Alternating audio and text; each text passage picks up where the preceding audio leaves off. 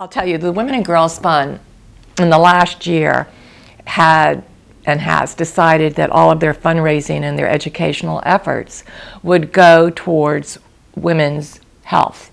And in this specific case, breast health. The fundraising efforts that we have done will culminate in the event that we're going to have on October 13th, which is bringing Kathy Corrigan to the community. She herself, in addition to being a New York Times bestseller, is a breast cancer survivor. We will nod in agreement that it is as much an honor to witness a person come into this world as it is to watch a person leave it.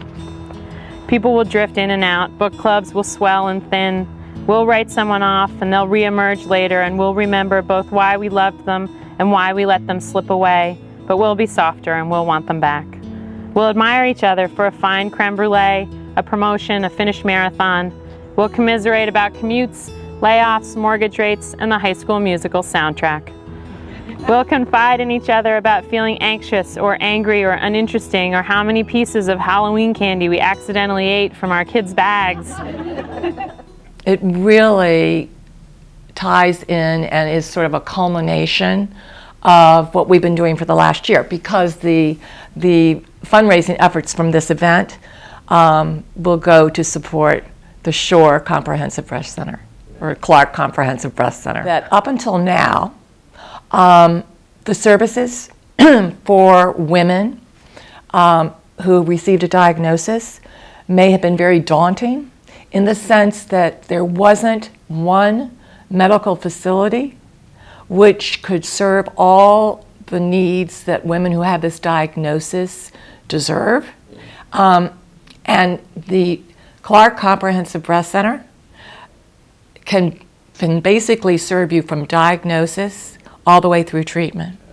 And as a result of wonderful benefactors, in addition to many of the services that the breast center can offer, I think one of the most wonderful things is that we've just acquired.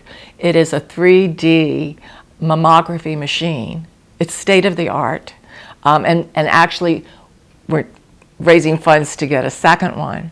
But the Clark Comprehensive Breast Center will be serving 800, and the numbers are going to rise, 800 patients a month. That's 200 patients a week. And there are two reasons for that. And one, I think, is that we now have two wonderful breast surgeons, Dr. Roberta Lilly and Dr. Susan Forleifer, both trained in breast health. They're both now at the breast center. And I think second is, when a woman receives the diagnosis, she will be able to, as I've said, receive state-of-the-art, but everything is in one place. And so she doesn't, the thought of even going across the bridge, which would have prevented women possibly from really getting further treatment or from getting immediate treatment, it's not a factor anymore. So